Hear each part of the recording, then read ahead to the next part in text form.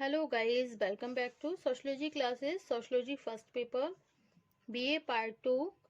Today our topic is causes of domestic violence, घरेलू अथवा पारिवारिक हिंसा के कारण. ओके, यह सच है कि घरेलू हिंसा की समस्या भारतीय समाज के अतिरिक्त अनेक दूसरे समाजों में भी है, लेकिन भारत में बहुत लंबे समय से कुछ ऐसी दशाएं विद्यमान रही हैं जिनका घरेलू हिंसा की समस्या से विशेष संबंध रहा है. ओके, इन कारणों का समाजशास्त्रीय विश्लेषण करना आवश्यक है. ओके, फर्स्ट है आपका पितृसत्तात्मक व्यवस्था. कौन सा है? पितृसत्तात्मक व्यवस्था, जिसे इंग्लिश में हम क्या बोलते हैं?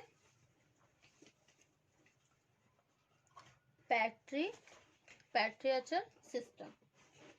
ओके, तो ये कौन सा हो गया आपका? पितृसत्तात्मक व्यवस्था. और सेकंड पॉइंट क्या है आपका? निम्न स्तर, लो लेवल ऑफ वीमेन. स्त्रियों में अशिक्षा, इलिटरेसी एमंग वीमेन, धार्मिक विद्वेष,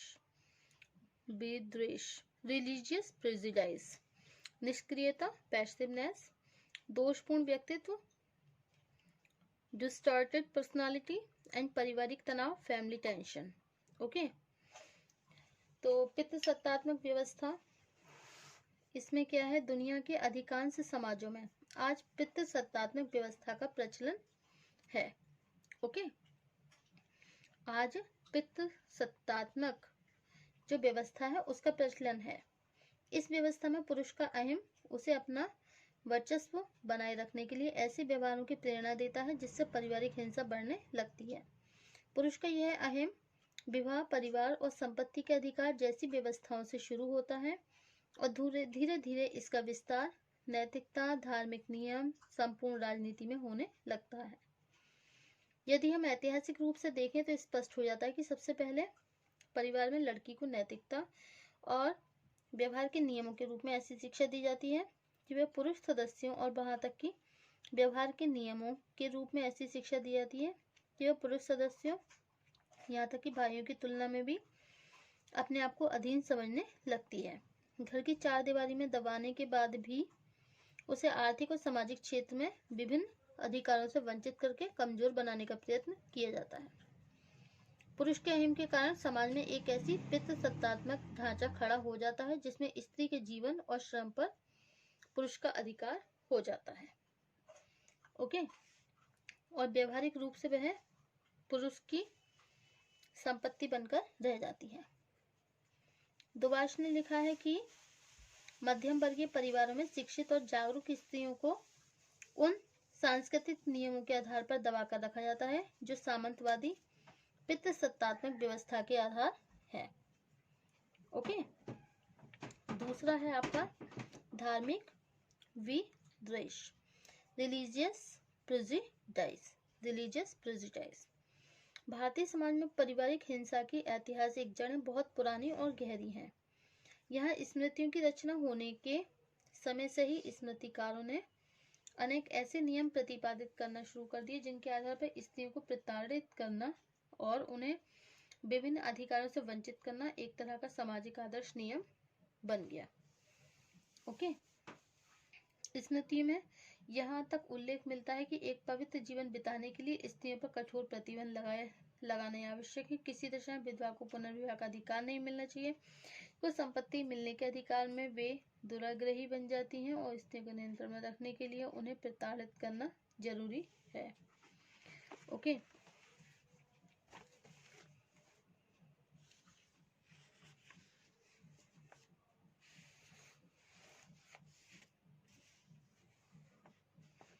नेक्स्ट पॉइंट है स्त्रियों में अशिक्षा. भारतीय समाज में पुरुषों की तुलना में स्त्रियों में अशिक्षा मतलब illiteracy among women. Okay, Bharatiya Samaj में पुरुषों की तुलना में स्त्रियों में शिक्षा का प्रतिशत हमेशा कम रहा है. स्वतंत्रता से पहले स्त्रियों को शिक्षा देना जनसाधारण के द्वारा एक अधार्मिक कृत्य के रूप में देखा जाता था. स्वतंत्रता के बाद स्त्री शिक्षा में तेजी से वृद्धि हुई और लेकिन आज भी अधिकांश परिवारों में घिसी पिटी शिक्षा के अतिरिक्त लड़कियों में ऐसी शिक्षा देना पसंद नहीं किया जाता जिसके लिए घर से बाहर निकलकर वे पुरुषों से प्रतियोगिता कर सकें। इसके फलस्वरूप अपनी आर्थिक आवश्यकताओं को पूरा करने के लिए अधिकांश स्त्रियां पुरुषों पर ही निर्भर रहती हैं। ओके। इस दशा में परिवार में यदि उनके साथ हिंसा का व्यवहार किया जाता है तो उनकी अपनी मजबूरियां उन्हें हिंसा सहन करने के लिए बाध्य कर देती हैं। ग्रामीण क्षेत्र तथा नगरों के श्रमिक वर्ग में जहां स्त्रियां आजीविका उपार्जित करने में पुरुषों के बराबर ही श्रम करती हैं, वहां भी अशिक्षा के कारण वे अपने पारिवारिक और सामाजिक और आर्थिक अधिकारों को पाने से वंचित रह जाती हैं। नेक्स्ट पॉइंट है स्त्रियों में स्वयं मूल्यांकन का निम्न स्तर, lower level of self evolution among women. कोई भी व्यक्ति अपनी छवि और कार्यों का स्वयं जो मूल्यांकन करता है उसी को हम स्वयं मूल्यांकन कहते हैं। जब किसी स्त्री पर परिवार में किसी तरह की हिंसा का व्यवहार किया जाता है तो वह स्वयं अपना मूल्यांकन करके ये तय करती है कि भविष्य में उसे किस तरह का व्यवहार करना चाहिए। ओके। राम आहूजा एक विशेष अध्ययन का उदाहरण देते हुए कहते हैं कि साधारणतया सताई गई या हिंसा की शिकार महिलाओं में से अधिकांश महिलाएं ऐसी पाई जाती हैं जो हिंसक व्यवहारों को अपने प्रति हिंसा नहीं मानती। दूसरे शब्दों में वे मानसिक रूप से ऐसे शोषण को सहन करने के लिए स्वयं तैयार रहती हैं। स्त्रियों की इस कमजोरी का संबंध स्वयं भारतीय समाज के उन सांस्कृतिक विशेषताओं से है जिन्होंने स्त्रियों में जरूरत से कहीं अधिक सहनशीलता के गुण पैदा कर दिए हैं। विभिन्न वर्गों की महिलाओं में यह सहनशीलता जितनी अधिक है उनमें घरेलू हिंसा का रूप उतना ही आंतरिक और व्यापक है। ओके।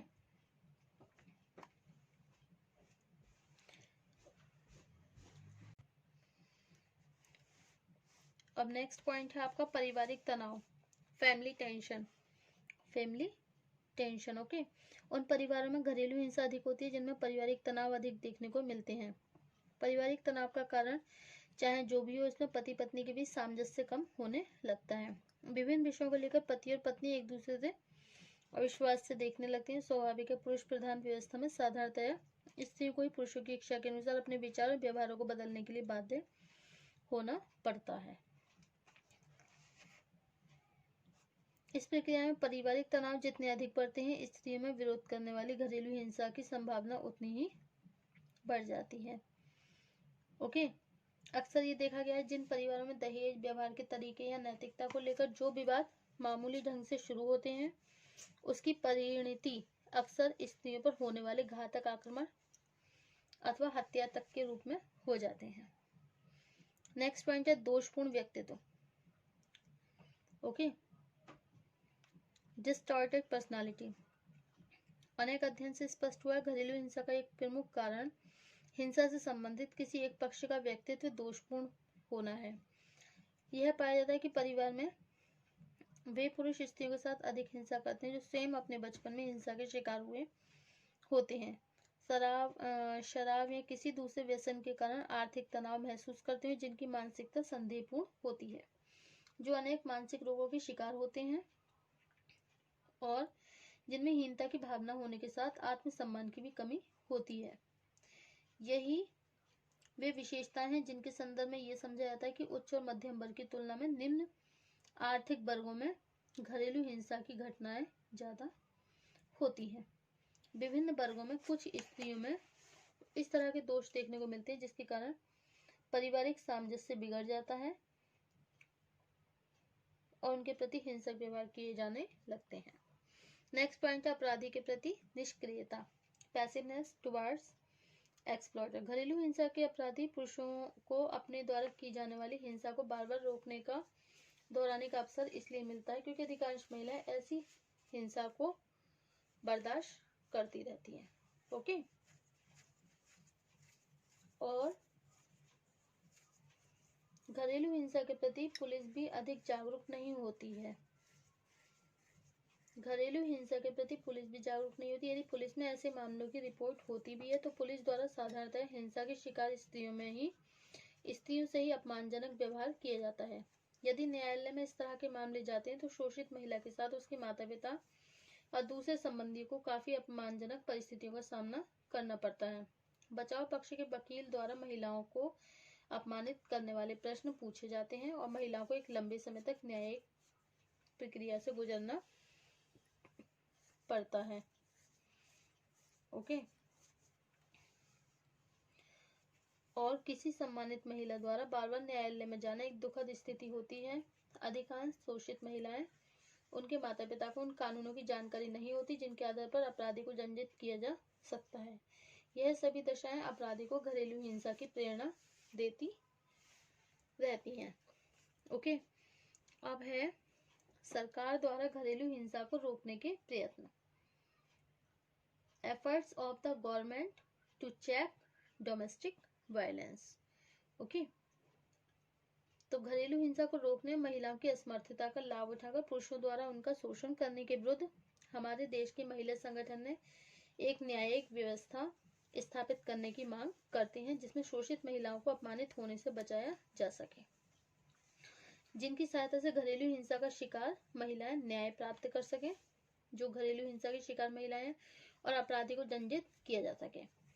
देखिए, दिल्ली में घरेलू हिंसा नंबर 1, दिल्ली में घरेलू हिंसा महिलाओं के प्रति किए जाने वाले अपराधों की सुनवाई के लिए 1994 में 4 विशेष महिला न्यायालयों की स्थापना की गई। इसमें जो हिंसा की शिकार महिलाएं होती हैं उनकी सुनवाई बहुत कम समय में पूरी कर ली जाती है तथा महिला न्यायाधीशों के सामने पीड़ित महिला को अपना पक्ष बिना किसी डर के प्रस्तुत करने का अवसर मिल जाता है। ओके।